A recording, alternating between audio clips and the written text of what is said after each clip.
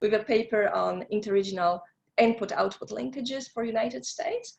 And we have Dr. Carolina Guevara Rosero, associate professor from Escuela Politécnica Nacional on productivity of firms in Ecuador. So 3 fantastic papers.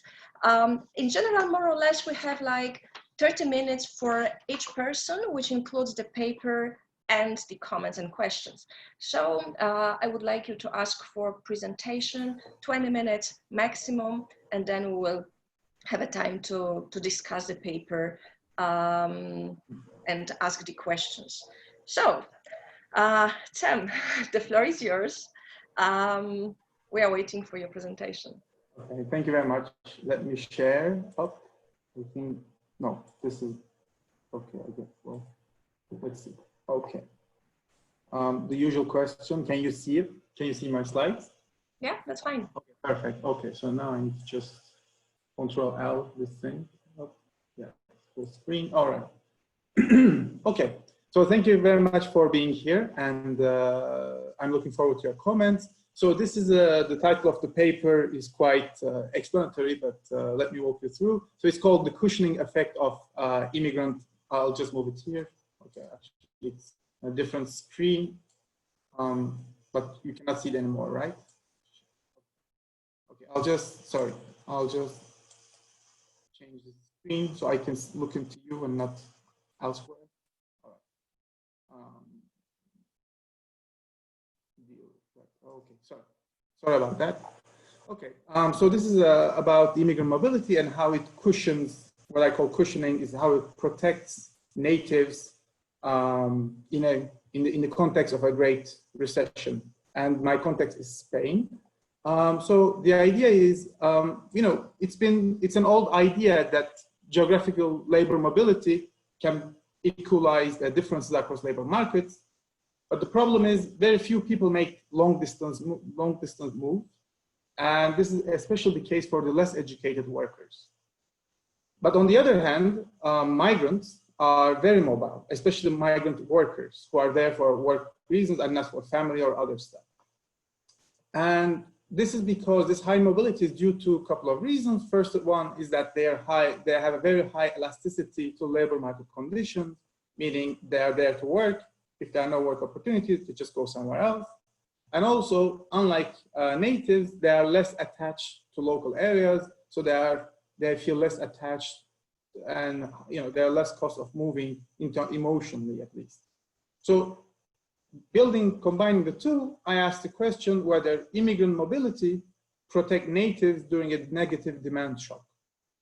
So, in a nutshell, in this paper, I focused on Spain during the Great Recession. This corresponds to 2009 and 2014 for Spain. Those are the dates of official recession for that country, whereas in the US, for instance, it was 2007 and 2009. Why Spain? Well, two reasons. First one is that, as you know, Spain was one of the hardest hit economies in the West, among the Western countries. And secondly, unique to this context, there were significant outflows of immigrants from the country. So there was a net emigration during that period. For the analysis, I combined two large data sets. One of them is the municipal registers, and the other one is the social security data. I will go into detail later on. And my empirical approach is quite straightforward. I do analysis at the regional level, meaning Spanish province, that corresponds to Spanish provinces. I exploit the spatial variations in the intensity of immigrants' outflows to explain the changes in the labor market outcomes of natives. And to claim causality, I predict outflow rates of migrants based on a shift share instrument. Very quickly on the literature, as I mentioned, the idea of mobility equilibrating differences across labor markets goes back to Blanchard and Katz, 1992. But more recently, the migrants as a part of this equilibrating force has been brought up to attention. These papers that I mentioned, Katarzyna and Kovac, Joel and Basso, they are recent from recent years. Katarzyna Kovac is the one that really brought this idea to attention. Basically, all these three papers, they suggest that the presence of migrants in a local area reduces the intensity of the shock. They do not, however, explain the underlying mechanisms on why having migrants in a local area when a shock hits cushions the effect and reduces the intensity of the economic shock on natives. Of course, it's about immigration.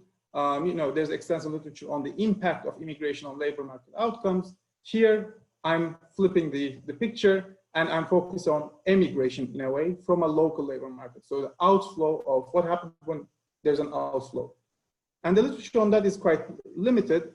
There's very limited literature on the effect of emigration on natives, but it's mostly about the impact of natives on natives. So countries like Poland, etc., losing their workers who go to the West.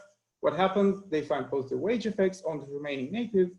And very recently, these are two working papers. No, one of them is published, but they look at what happens to a labor supply reduction due to absence of immigration and whether it improves the outcomes of natives. They do not find any effect. So what I feel that in this paper, I contribute to the literature by first showing what happens when there's an outflow of immigrant population. I show that how outflow affects wages and employment, but also the mechanism, what kind of effect it creates. This is something we don't know much about. Actually, we almost know nothing about. And more importantly, I provide the first direct evidence on how immigrant outflows cushion natives during a demand shock. Very quickly on the economic crisis. So Spain, as you may know, was hit hard, but it was hit by two consecutive shocks. First one was the bursting of the speculative bubble of construction. It was in autumn 2007. And then when the global financial shock hit, that accelerated the decline it aggravated the economic shock. Naturally, migrants suffered higher unemployment rates than natives. It is expected because they were employed in sectors which were more sensitive to business cycles, such as construction, service, hotels, etc. But also specific to Spain, they were more likely to hold temporary contracts, which makes them easier to fire, less costly to fire. So as a response, immigrants did two things in terms of geographic mobility. First one, they moved internally within Spain. So they moved from regions, provinces which were hit hard by the crisis to those which were hit less. And many left. So this is a period when there was actual decrease in the national stock of immigrants in Spain. And the decrease was quite substantial. So overall, between my period of analysis, all provinces in Spain lost immigrant population. They experienced a reduction of immigrant population, especially the working age male population, which is a population who is there for work reasons. So it created a reduction in the labor supply of 4.5% on average. So every labor market saw such a reduction. And across Spain, the whole overall reduction corresponds to 2%. Sam, can we just, sorry for interrupting, but it seems that we can't see your presentation. I thought this would be only my problem, but it is not on the first slide and it's frozen. And we just see the half of that, at least. So if we could just, because I'm not sure how far you are with the slides, but just to okay, let me go back. Okay, maybe shoot. Yeah, I saw comments were coming up, but okay. So what are you seeing? You see my screen? I see the second slide, and just like it froze then. Of that. Okay. I'm not sure what the others can see, but I suppose this is the case. Yes, Sam, you have to open your slides completely. We see your computer. I think it may be linked to this. I mean, it's full screen, but how about now? No? Yeah, right now it's fine. Okay, well, okay, well, okay, well, I guess I have to continue where we are. Okay. So, yeah. Okay, so yeah, this is the slide I was mentioning about the summarize the approach, well, the whole paper. Yeah, the literature, I guess we can skip. Okay, let me continue.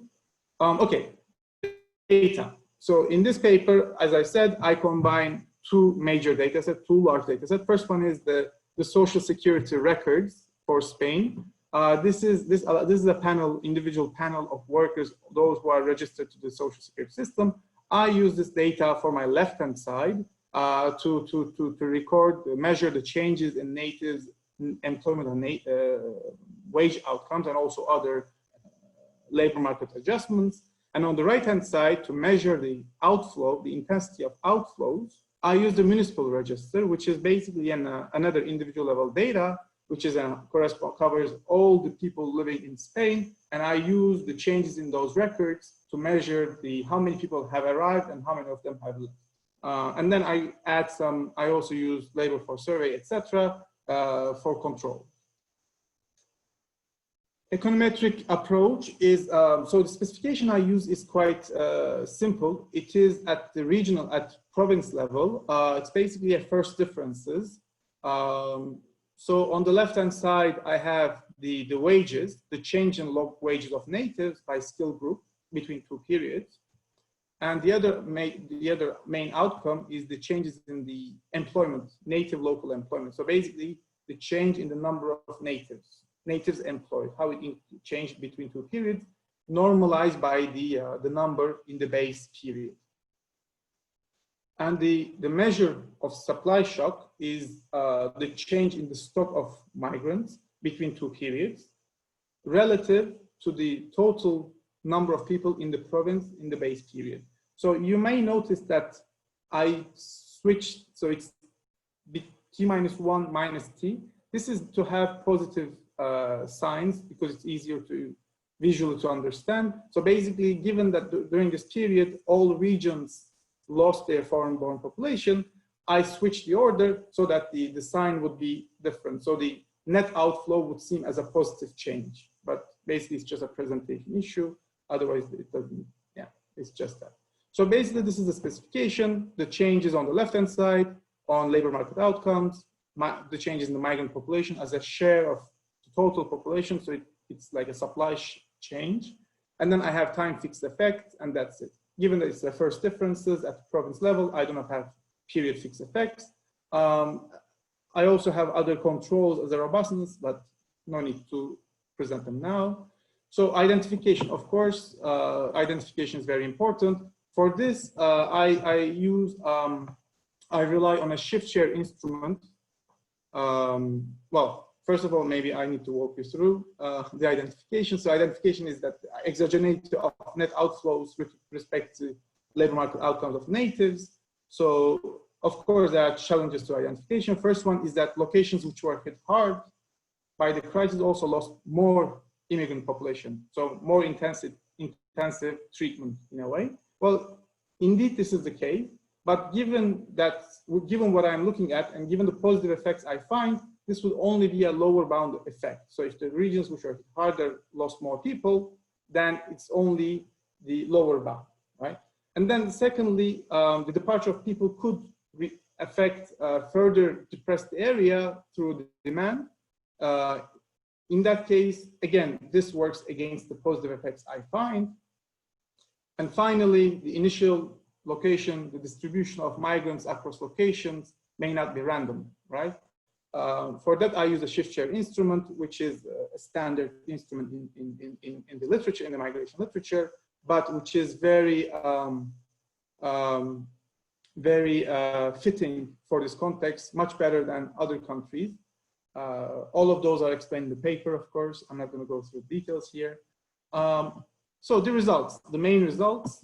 So in this table, I present very simply two outcomes, wages and employment for both OLS and 2SLS, where I instrument the net outflow rates with the predicted outflow rates. As you can see, so how to interpret these numbers. So what these numbers suggest is that 1% increase in the outflow rate, meaning 1% reduction in the number of migrants in the local area, increases the wages and employment of natives by 2% and 2.4%. So these results are highly significant. The instrument is valid, is strong. The difference in numbers actually point out that the regions which were hit harder lost more people. So the IV in a way corrects for that. So overall, these are the main results. So given the context of recession, so during this period, the wages and employment, number of people who were employed was declining. So given the approach, the way you should interpret these numbers is that the regions, provinces which lost more migrants, the wage and employment growth was slower. I hope this part is clear. So the departure of migrants did not increase the wages or employment per se, but it just slowed down the destruction in a way. So these numbers, of course, these results are robust to a battery of tests, such as pre-trends. I do a bunch of pre-trend tests. I control for many things. I have for local demand, native outflows, difference in economic structure in the provinces, different instruments, well, the same shift share, but different versions of shift share, different measures for the outflow. So with all these, regardless of what I do, the results hold. And then mechanisms, right? I mean, we see that there are positive effects on wages and employment, but where do they come from? So as those who are familiar with this literature may know, geographical mobility is a key element to adjustment to immigration, the changes in the labor supply due to migration. So geographical mobility of natives are important for two reasons. First one is it's an adjustment mechanism. People upon arrival or departure of migrants may choose to locate or relocate.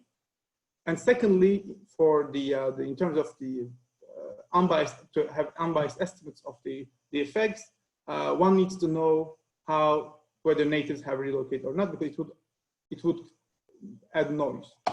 So what I find is that provinces where there were more outflows experience an inflow of natives. So natives replaced the immigrants who left.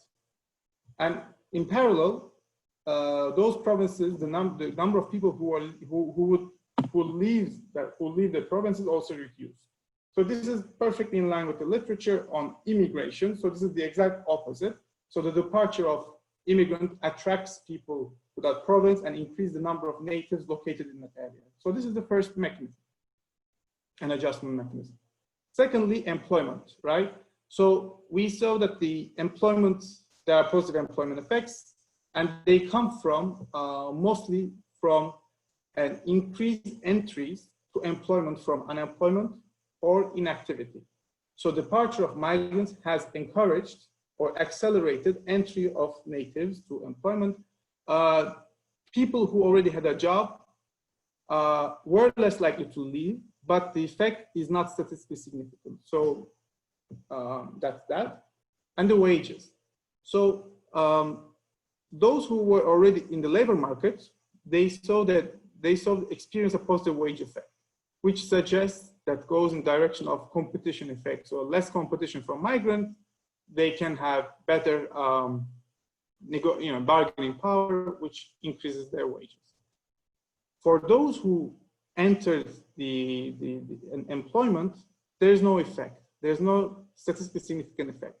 This could be due to two opposing forces. The first one is that yes, there is less competition, which increases bargaining power of the native. But on the other hand, if the departure of migrants has increased the entry of natives who are negatively selected, that should also pull down the wages. So I think these are two opposing effects. I'm currently trying to dig deeper into this to understand the selection into the type of workers who have entered employment during this period. So overall, in a nutshell, this is the mechanism, which is perfectly in line, and this fits the literature, well, the evidence in the literature at least. So to conclude, immigrant outflows during this Great Recession has slowed down the decline in employment and wages of natives, thus dampening the negative effect of the Great Recession, so dampening the intensity of the economic shock that natives would have suffered in the counterfactual. And in terms of margins, we see that the adjustment margins of the local labor market is the exact reverse of what is found in the in-migration picture, but in rigid labor markets. So this is quite important because rigid labor markets affect the margins of adjustment. Where the wages are rigid, the adjustment would come from employment, etc., etc. So in a nutshell, this is what I did, and I hope it was clear. And please let me know if anything was not clear. So thank you very much.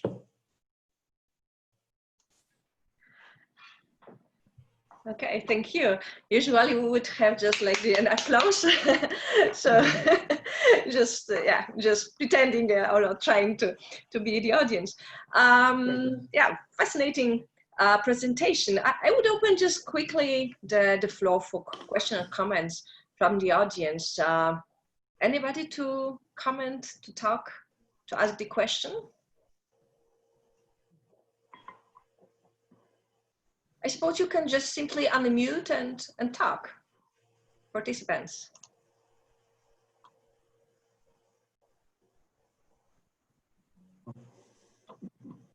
No questions, no comments. Now, in fact, I have just one comment or question. Because I'm in my research, I'm doing spatial econometrics. And I was wondering for how much your results could change, could vary, if you would just include the interregional interactions, so flows between the regions. Because as far as I can understand, you are just studying the outflow, which is just outside the border of Spain. Yeah? And your regional dimension is simply in the micro scale. So this would be my question for how much you feel that there is kind of interregional arbitrage for that case. Yeah. Mm-hmm. Thank you. So yes, I guess as I had to walk through fast, it wasn't very clear. Actually, so what I do is the changes in the migrant population, so the change in the labor supply provided by migrant population, but which could be driven by returns to their home country, but also towards other regions. So in that sense, this account takes into account the interregional mobility as well. So it's not only, yes, this is a period, a very interesting period in the sense that many people went back home, which is very uncommon in normal Western context, but also many moved internally. So in a sense, the focus is from the perspective of a native who lives in Barcelona. From their point of view, from his point of view, it doesn't matter whether the migrant went back home or to Madrid. For him, what matters is that there's less competition now, or there's less supply of migrants. So in that sense, but of course, this is the net change. So there is also arrival of migrants from other provinces. So you could lose migrants, but you could also receive more. But what I look at is the net change in the native supply, in the immigrant supply. So in that sense, it takes into account the both international departures, but also internal one. Yeah, but maybe it wasn't very clear. Mm-hmm. I wasn't very clear. Thank you, though. Okay, thank you. Do we have some other questions or comments? Maristela wrote that they are in the event live portal, but there are no questions. I would have a question. That's fine. I was just thinking about how your findings can be interpreted now in the current crisis, because we have, I mean, it's a different context, of course, where we're still facing an economic crisis. But I would guess, I'm not sure, that right now with the pandemic, migration or back migration is much more limited. So that would be another channel that would kind of intensify the current employment situation. What would be your reflection on that? So if I understand correctly, you're saying that there's less supply of immigrants given the shock, right? Given that people cannot travel, they cannot come. No, I mean that I would guess that they might be less likely to move away now. Oh, yeah, sure. Okay, sorry, got you. So the idea, the motivation behind this paper is that natives do not move, but migrants do. And this is an idea put forth by Borjas. Who showed that when good times are good, migrants go to choose their destination by going to the places which are growing, and that tempers the growth in wages, etc. So, and greases the wheels. And what I try to show here is that this contribution of migration to the functioning of labor markets, adjustment of labor markets, is also happens in bad times. As you said, yes, if people cannot move around, definitely it's an issue. Again, this is a very unique crisis, but what's found in the US during the Great Recession is that when the shock hit, natives stopped moving. They really declined, they stopped moving around, whereas migrants kept moving around at the trend, which was observed prior to the crisis. I didn't check that for Spain, but which suggests that immigrants might be a bit more resilient to shocks, although the COVID crisis is definitely a big one. But maybe, yeah, I mean, I think you probably think what I'm thinking. I mean, I don't know what's going to happen. I mean, maybe, but the goal is to show that migrants could be, lubricants, make things function better as they move around, depending on the cycles, regional cycles, which is quite interesting. Absolutely, yeah. Thank you very much. Thank you for the question. Okay, great. Do we have any more comments or questions to that paper? Yeah, but looking on that question, it seems that the next few conferences will be just the impact of COVID on all possible real spheres of our life. Okay, so I feel that we are fine with that paper. Thanks for really inspiring presentation. And now the time is for ladies. So the second presenter, but the first lady, Simone Grabner, on regional diversification because of input-output linkages and relatedness. United States are welcome right now on the floor. So again, we are keeping on time, so I hope we'll keep still. The floor is yours. Okay. Thank you very much. We are incredibly on time. So let me share my screen. And my slides are visible. Maybe I should start from the beginning. Okay, perfect. So yeah, thank you very much for all the organizers, the panel, and all the participants. I'm looking forward to get some comments because I'm presenting to you today a part of my PhD thesis, which is due to be submitted in the next couple of months, yeah, provide some empirical evidence on US county diversification. So it's a quantitative study. I specifically look at the period between 1998 and 2017, and I'm trying to understand drivers of diversification. In particular, I'm looking at relatedness, input-output linkages, and how they drive the emergence of new industrial specializations. Oops. How do we go further? Okay, that's how it works. So background first. What is regional diversification? I already hinted at it. So it generally refers to the development of a new specialization that enters the portfolio of specializations that a region has. And this is a process that matters because it is seen as an important way for a region to avoid any kind of lock-in. So if you continuously renew your industrial base, you might be able to stay ahead of competition and broaden your industrial base. And why is that especially important for regions? So compared to nation states, regions tend to depend on fewer specializations. There are fewer industry sectors that they can rely on. So if they decline, they might be more vulnerable to this process. So and diversification can act against that. So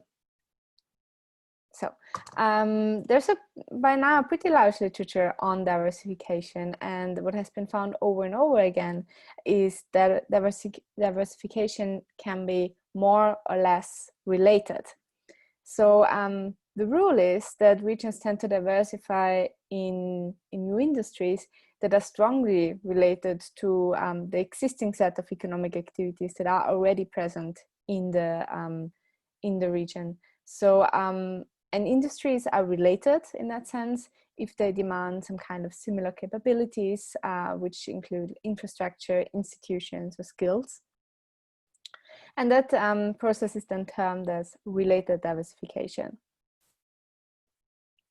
But occasionally, regions break this pattern and diversify into new activities that are relatively unrelated to the existing set of activities, which is then termed unrelated diversification. And while it's less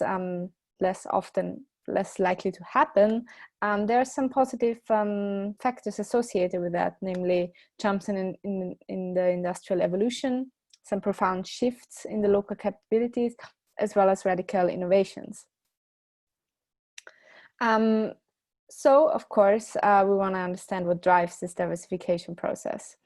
And there's a large literature that mainly looks at the local factors that can condition diversification. For example, the institutions, the local innovation capacity, and the local availabilities of technologies, for example. But there are some good reasons to believe that also non-local factors might play a role. We already know, for example, that regional growth and innovation benefit from external knowledge, as firms, when they innovate, they don't just source knowledge that is available in the immediate vicinity, but they also look further beyond the region's borders. And indeed, there's already some quantitative evidence as well as qualitative evidence that supports this idea. For example, Bahar et al. 2014 and Boschman et al. 2017 found that there are some spatial effects that countries and regions are more likely to develop a new expert industry in which their neighboring regions are already specialized in.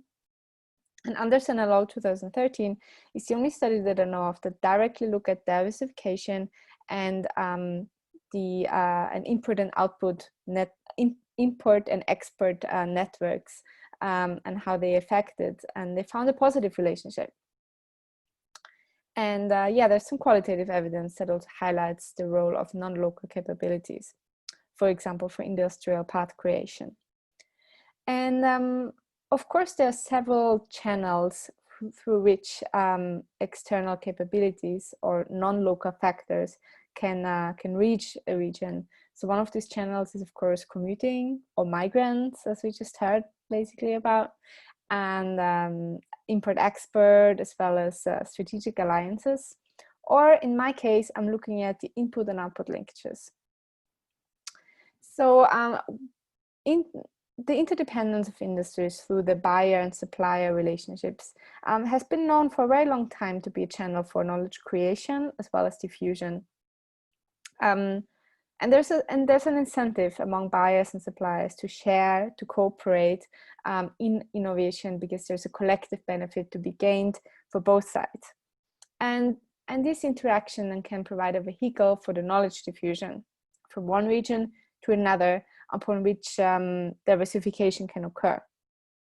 Of course, I'm looking here at the counties, and there is no input-output data on county level, because counties are very small, rather small administrative spatial entities in the United States. So I need to use a proxy, and for that I'm using a method developed by Han and Götz 2019. Where we rely on national input-output data and try to understand the centrality of counties. And in this case, centrality is a network concept that I'm going to explain more afterwards. And the assumption is that the more central a county is, the more intertwined it is with other economies in terms of their input and output linkages. So the research hypotheses that I'm going to explore in this work are the following. So first, if intermediate goods and services of regions are a vehicle for the diffusion of knowledges, they might bring external capabilities to a region, and these are then important to diversify.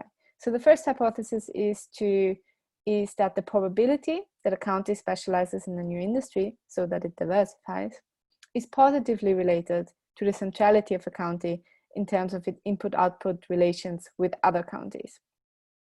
And secondly, I'm thinking about how these linkages might impact related or unrelated diversification.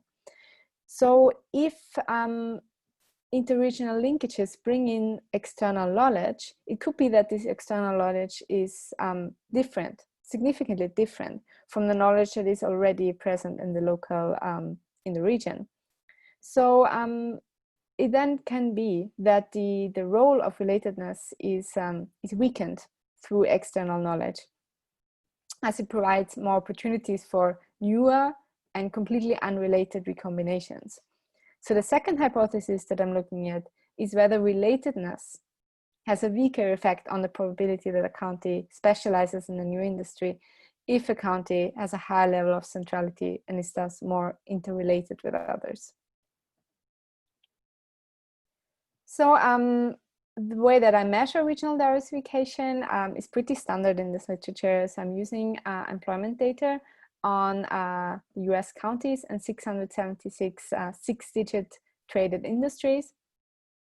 And so since diversification is basically the entry of a new industry specialization, I have to understand what is a specialization.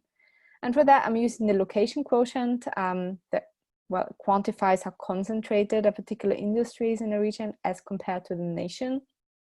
And of course, with the location quotient, there's the problem of a cutoff value. So what value of this location quotient is high enough that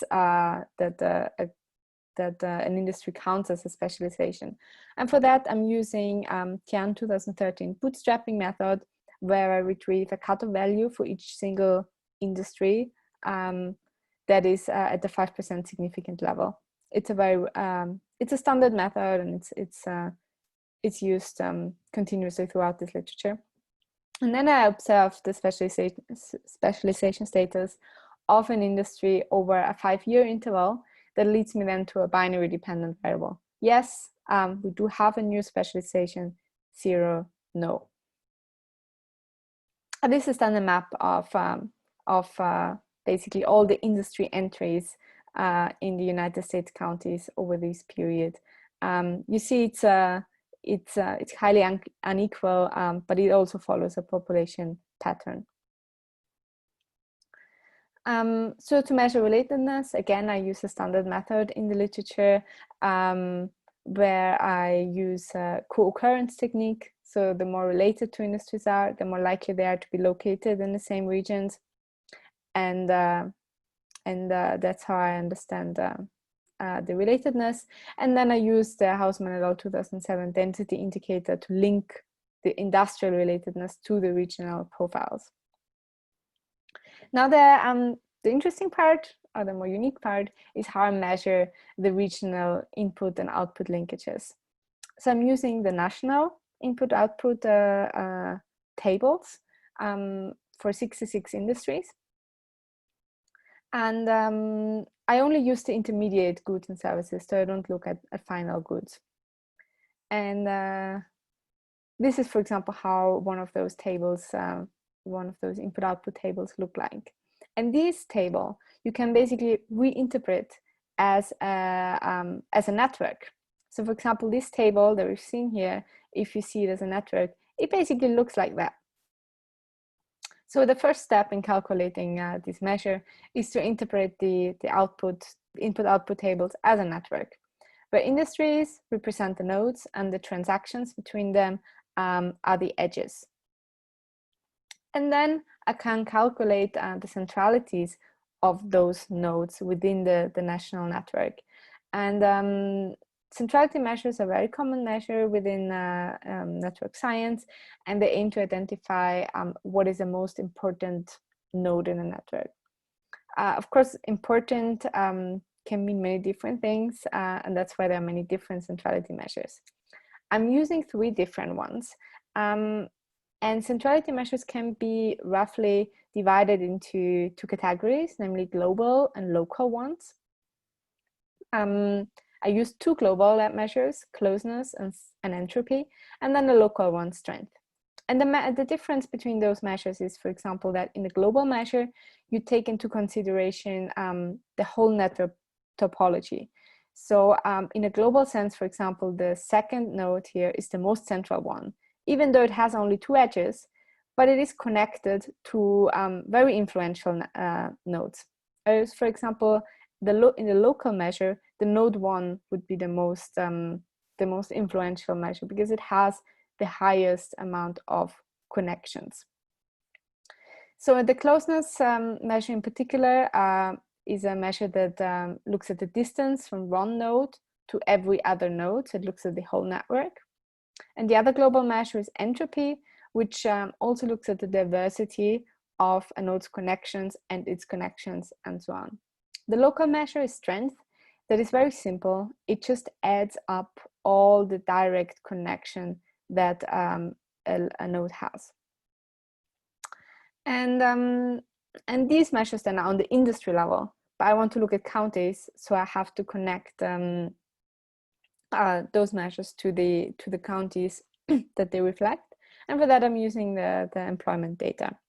Where I basically assume that counties whose local industries have more connections are also more central in the input and output network and have more local linkages. For example, the counties with the highest extra-regional connectivity are Los Angeles and Washington. And then I have a very simple setup for an econometric analysis. As my dependent variable is 0 and 1, I use a logic model. And I have a 3-way fixed effects, industry, region, and year fixed effects, and 3 different specifications. So firstly, I only look at the role of relatedness. So how do counties diversify? Is it more related or is it more unrelated? And then in the second specification, I add individually my centrality measures and I see if they matter. Do they matter at all? And then in the third one, I look at the interaction effects between relatedness density and centrality, which addresses the second hypothesis. So some results. Now, again, in the first hypothesis, I only want to look at does the input-output relations among counties matter? And in the first specification, I only see that the relatedness density is positive and significant. So what that suggests is that indeed related diversification is the norm. A result that has been found over and over again. It's good that I find it as well, because it would be some work to justify that. And then I add the county centrality measures, and I find that both, like all of those, closeness, strength, and entropy, have a positive and significant effect, while the relatedness is barely affected by the inclusion of the centrality measures. And that suggests that we can accept hypothesis 1. So interregional input-output linkages have a positive effect on a county's diversification. Now in the second hypothesis, I'm looking at the interaction, right? So do counties still diversify into related industries, also if they have many extra regional linkages? And so we have to look here at the interaction term. And here is interacted relatedness and closeness, and we found a negative and significant effect, which indeed suggests that the more the higher the closeness centrality of a country, the less likely they are gonna diversify into related industries. So the role of relatedness is weakened. And we can find the same effect here with the entropy measure. However, that's not the case with the strength measure. So we can accept this second hypothesis only with our global measures of centrality, so closeness and entropy, and not with the strength one. While it's still significant, it actually it shows the opposite. It shows the more strong your connections are, the more likely you are going to diversify into related industries.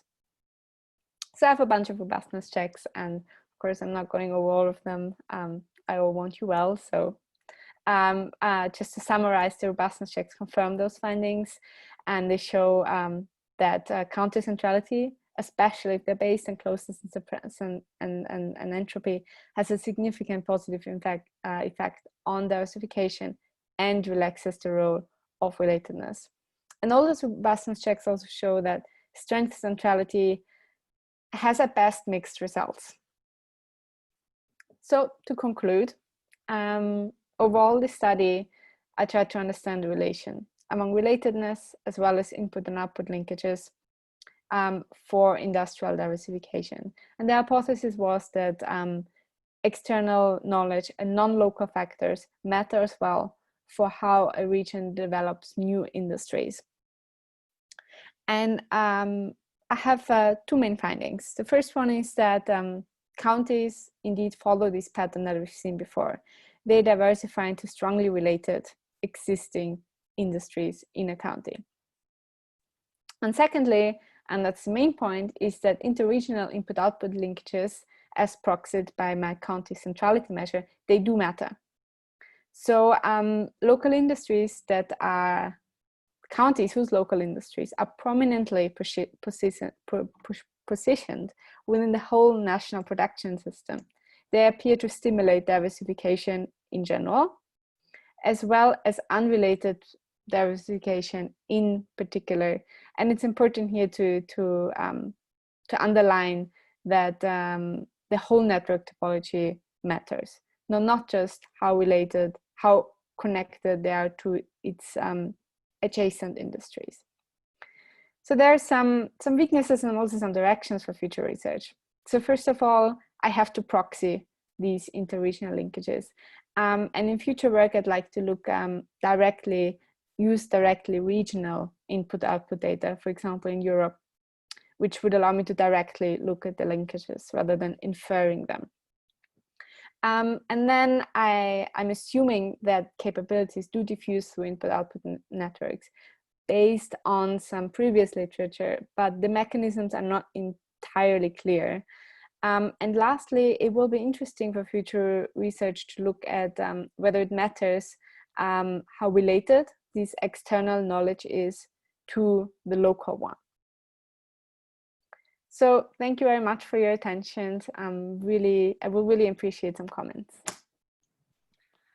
Okay, Simone, thank you for the presentation. We are perfectly on time right now. So still we have 9 minutes for the discussion. Yeah, I saw on the first question from the president, from André Torre.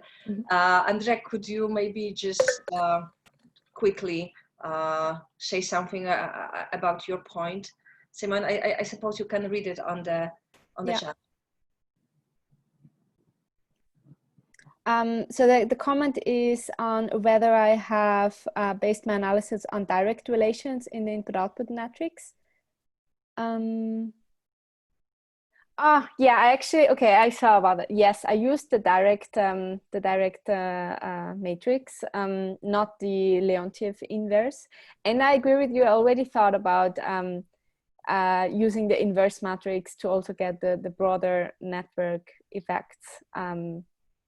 Very relevant point, and I think that's actually a point for another study in the future. So more work for my postdoc, I guess. Okay, thanks. Any other comments or questions from the audience? Yeah, as we see that, just saying that's perfect. So we see that on the chat, but you can just put your questions on the chat or just simply talk. Cem also had a question. The question from Sam.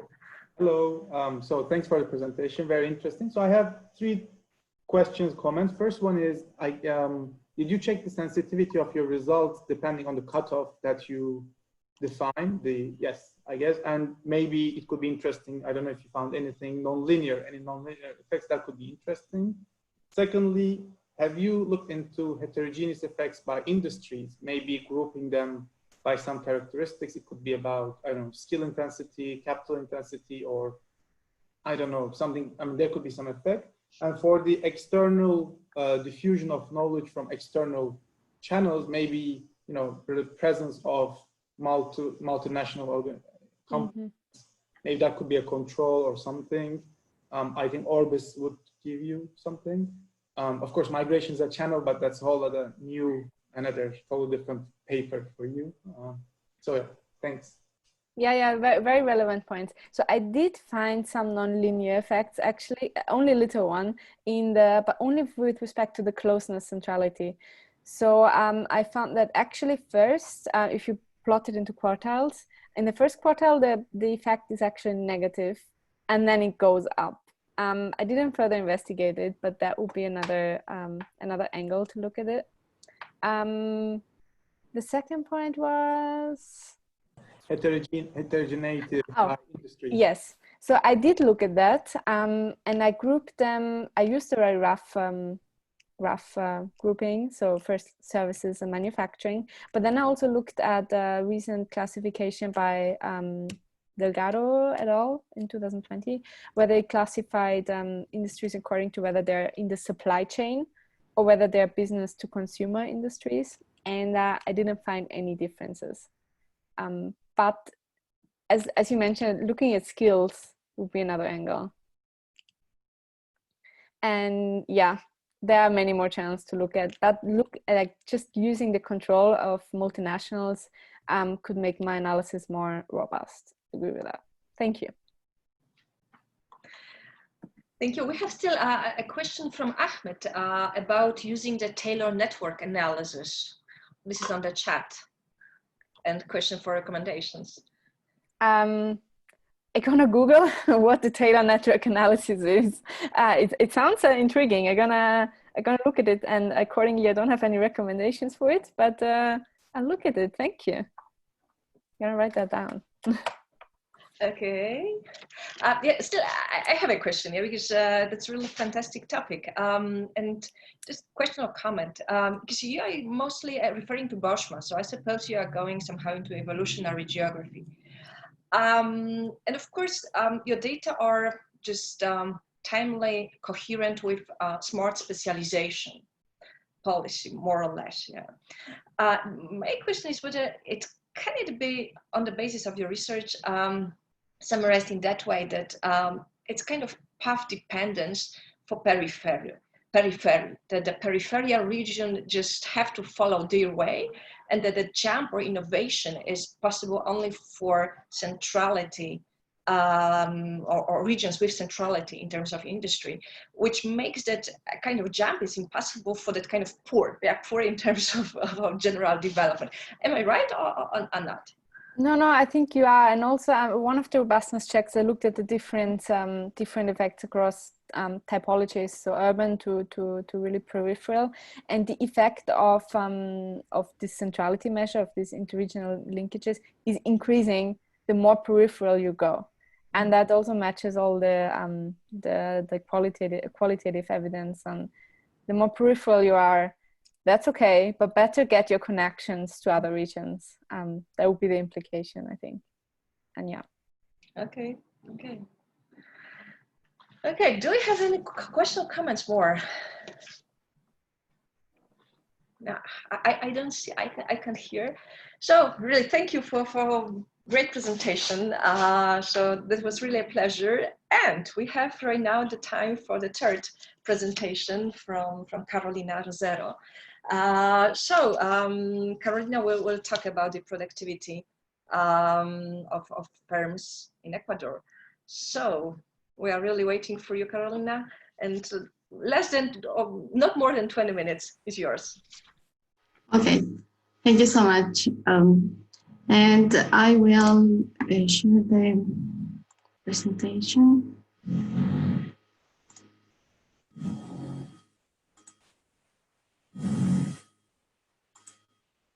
Please tell me that you can see it. Greetings from Ecuador, where it is 5 in the morning. I had to wake up very early. So I will present you a paper about the regional effects on the micro firms' productivity in Ecuador. This is a paper co-authored with Maria Belén Romero. So we are interested to know what are the factors that incentivize the productivity of microfirms.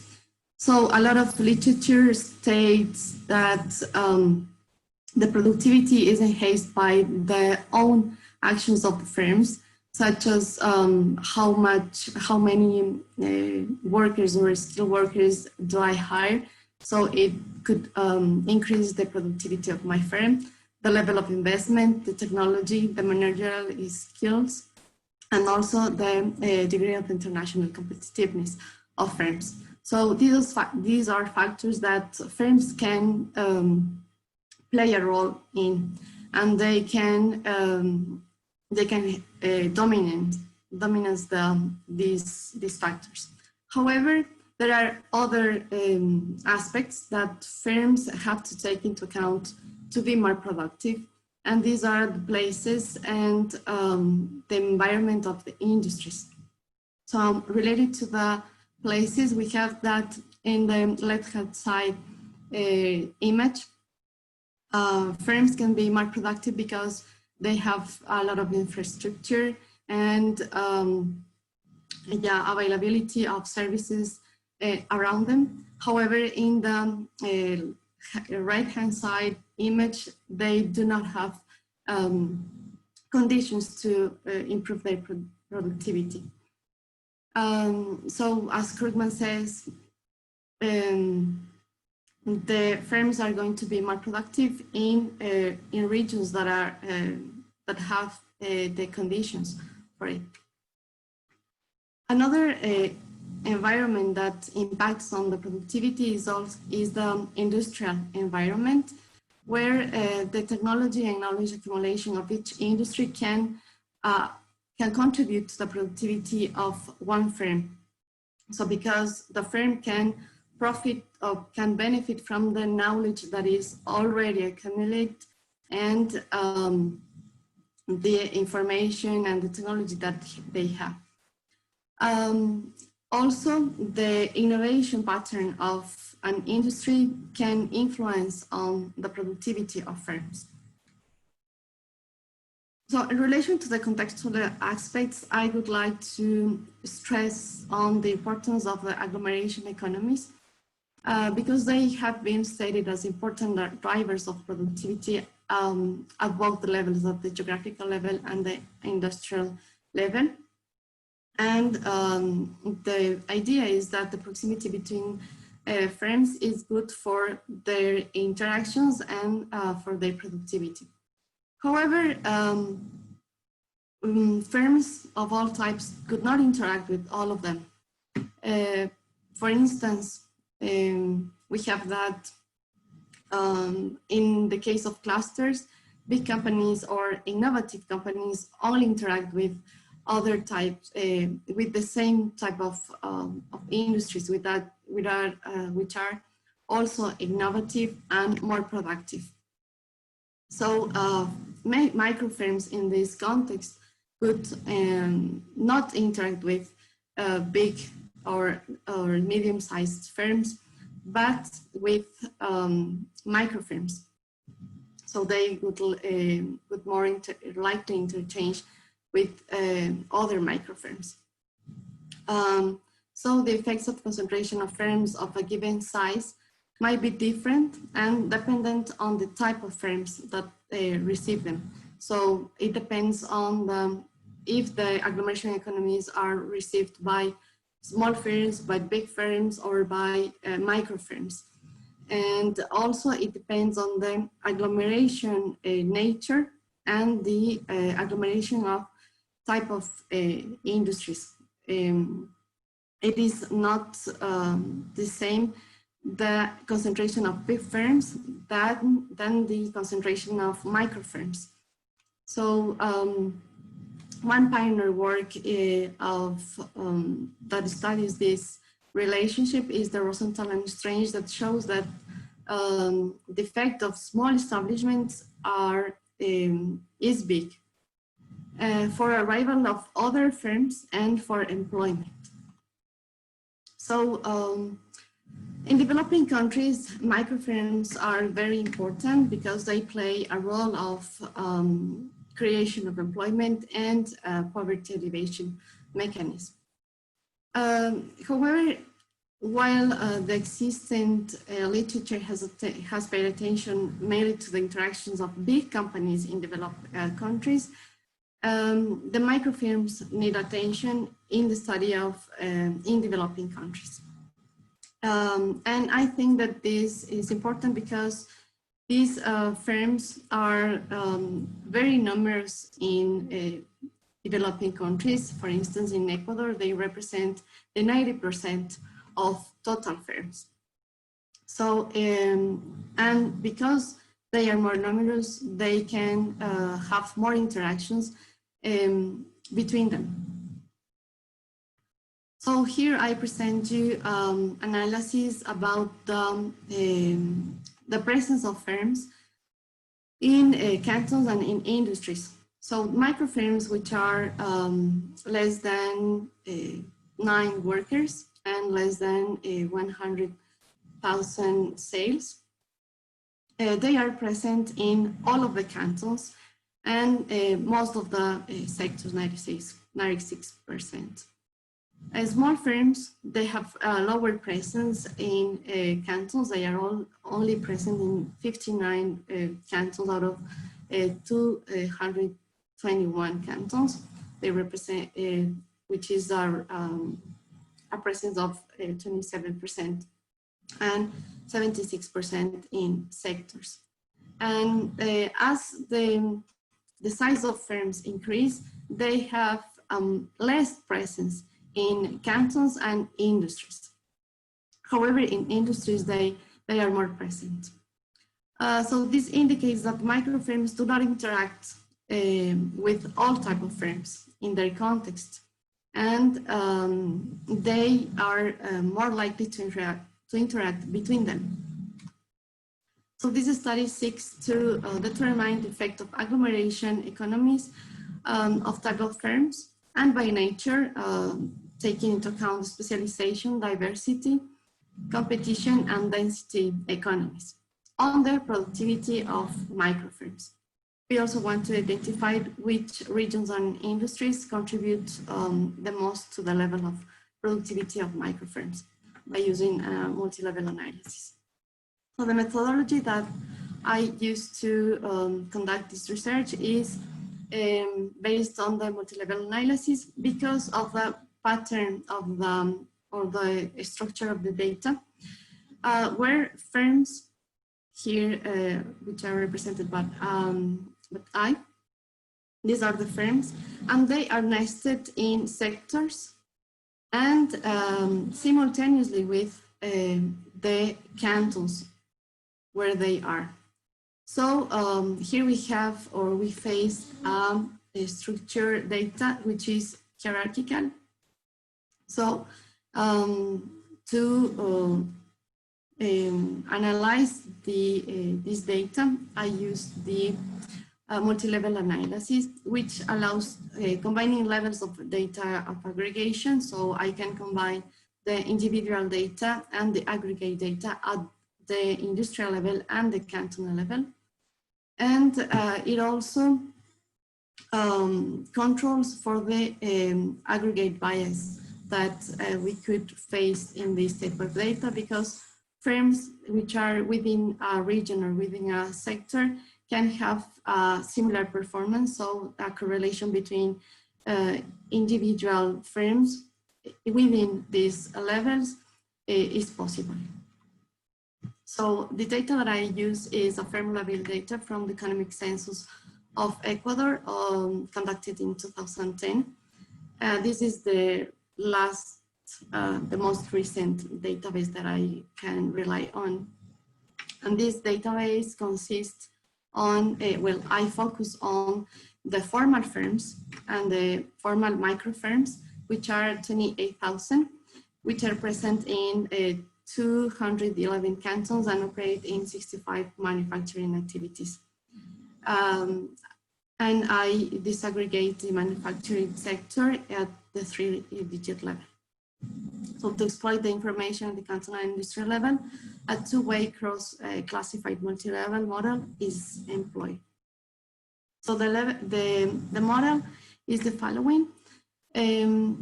So we estimate the total factor productivity of firm I with a constant, which is the mean of the TFP across industries and cantons. And also we include the control variables at individual level, X1, which includes variables such as age, if the firm is public, private, not-profit, and also the export status of the firm. We also include the measure of agglomeration economies and at the individual and cantonal level, which are the specialization, the competition, the diversity, and the employment density and firm density. And also this multi-level model allows to determine the random effects of cantons and sectors that indicate the productivity mean of the sector and cantons. All the errors are assumed to have a mean 0 and variance constant. And with this model, I can determine the variation explained by the sector variation and the heterogeneity that exists between firms explained by the cantonal variation. So the results show that in contrast to the OLS model, we reject the hypothesis that these random effects of canton and sector are not significant. So the multi-level models are preferred.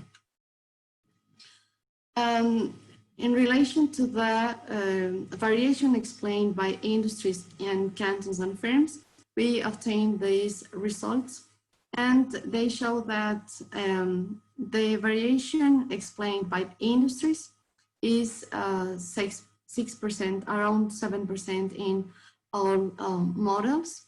But most of the variation of the heterogeneity between firms is explained by firms, which is about 90%. The cantonal variation explains only 1 or 2% of the total variation of firms. And also we include an interaction random effect between cantons and industries, which shows that firms within cantons and industries, taking into account both dimensions, they are similar. However, this is not very explained by this interaction environment. So I conduct 5 regressions where I include the agglomeration economies of each type of nature, like density, employment density, firm density, specialization, diversity, and competition. So these are separate regressions. And I found that for all of the regressions, only the agglomeration economies that comes from micro firms matter for the productivity of micro firms. So as I told you before, the interactions between micro firms are more likely, so they benefit from their own agglomeration economies and not from the the agglomeration economy is derived from small, medium-sized, and big companies. For instance, the employment density increases the productivity of microfirms if this employment density comes from microfirms. Also, the specialization of microfirms has an influence on the productivity of microfirms, as well as the diversity externalities. An interesting result that I found is that the level of competition of microfirms is not significant for them. This is negative, but not significant.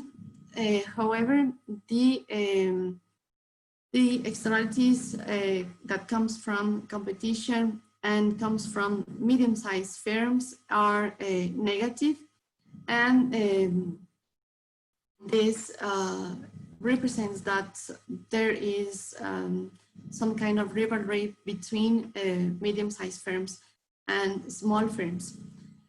And on the other hand, we have that externalities from competition of big firms has a positive effect on the productivity of microfirms. This could be related to the partnership that big firms and microfirms can have, and this partnership can increase the productivity of microfirms.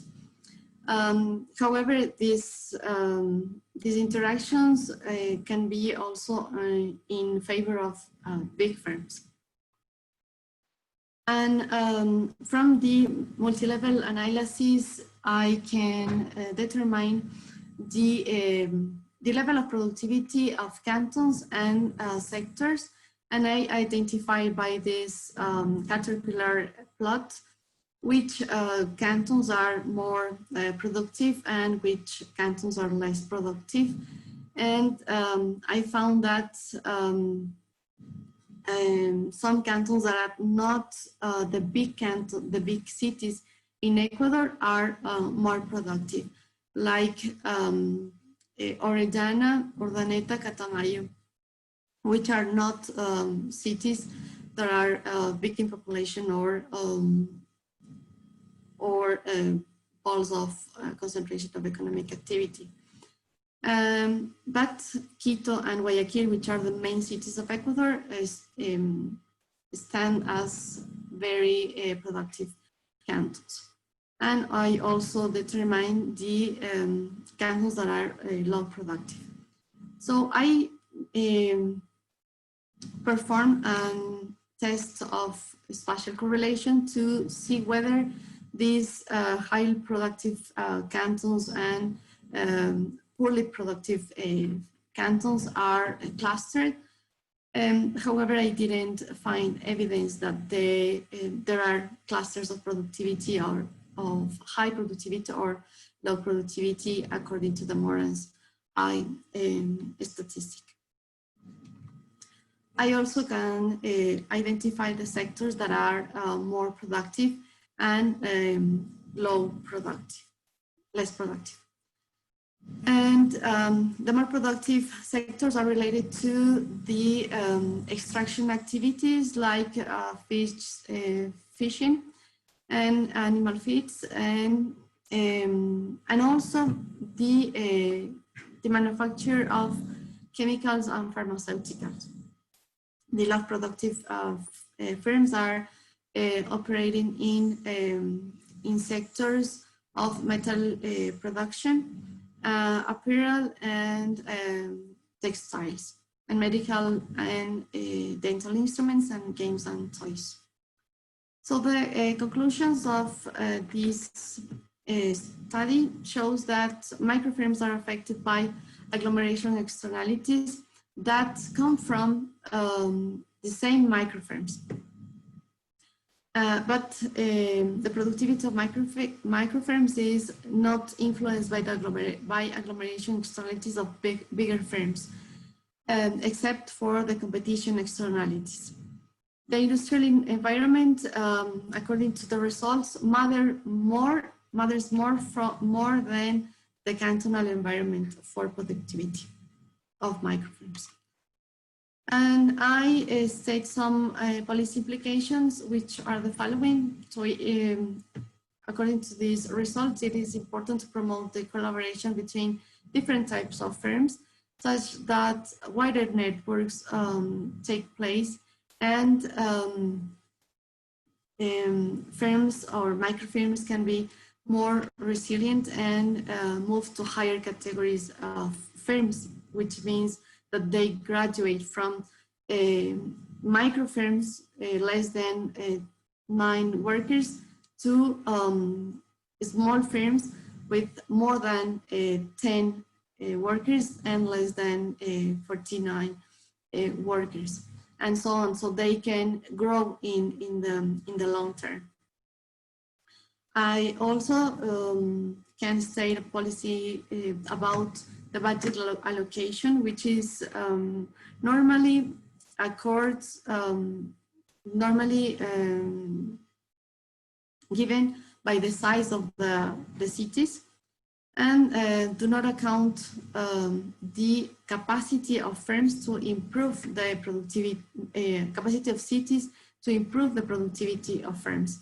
So these intermediate firms have to be identified as I did it, and they should receive more resources to enhance their environment to enable a higher productivity of their firms. And also it has to, we have to pay attention on the cantons with low productivity firms to determine which are the conditions of them and improve them, such as infrastructure or public services. And further research is to investigate the forward linkages that are in place between industries that can lead to the levels of productivity related to the previous presentation, and also to disentangle whether informal firms benefit from the agglomeration economies. This study was focused on the formal firms. So that's it. Thank you so much. Okay, thank you for a really interesting presentation once again. It's really amazing. Yeah, the question is, who has a question? I see the raised hand by Sam. Am I right? No, I raised that one before in the previous. Okay. Yeah. Okay, I'm not sure. Do we have any questions on live Q&As? I can't see any, but I'm not sure if there are some questions or comments. I'm not sure if the part attendees can talk, as I was informed that they are formally unmuted. Yeah, I'm still waiting for some questions on the chat, but in the meantime, I guess, again, I'm really happy that I could just share that fantastic session. I was just thinking, if you could, Katarzyna, summarize or just say what kind of agglomeration or Jacobian or Marshallian, in fact, is in action here. If you can just somehow verify that hypothesis, which is strongly studied over the literature and nobody knows what is working, in fact, can just maybe give some consensus on that study, because it seems that it's very, very close and it could just give some solution to the researchers. Mm-hmm. Yeah, so here I found the evidence of the Jacob externalities that comes from the diversity. And so here microfirms are more likely to interchange between different industries. And they can have these linkages to be enhanced and to increase their productivity. However, the specialization, so the concentration of the same type of microfirms in the same industry, it entails to better productivity gains. So here the Marshallian externalities are more important than the Jacobian externalities. Mm-hmm. Thanks. Yeah, I don't see still, no more questions, so I have still one, because you've presented on a slide with your results that your Moran I statistic is insignificant, but it's still very high and negative. Usually the negative Moran is associated with the backwash effect, which means in fact the competition or just pushing the resources between the regions not being similar. How would you comment on that? Because that's really interesting result. Yeah, I also was interested in this pattern of spatial correlation of productivity, and yeah, it was a surprising result. Maybe it could be to the fact that regions in developing countries are not very related, and the regional policies are disintegrated, are work separately, and each canton performs with its own administration, its own concept of development of a city. And the fact is that in developing countries, we have that the administration of the management of development of regions is very poor, and they do not have a plan very state or very organized, and also they struggle to have resources to improve their attractiveness or competitiveness. So yeah, we need to have yes, more organized planning in the development of these regions. I think that's why I think. Yeah, that's true. So that's a really good explanation. Quite interesting for people from other countries. Do you have any other comments or questions? I don't see anything on chat. Yeah, we have still one pending question to Simone, which was discovered on the live Q&A. So I would right now just give the floor to Simone to answer that question from Maria Kubara. Yeah, sorry Maria, I completely lost this question, didn't see it. But thank you very much for posing it. Maria asked me about some technicalities about my data.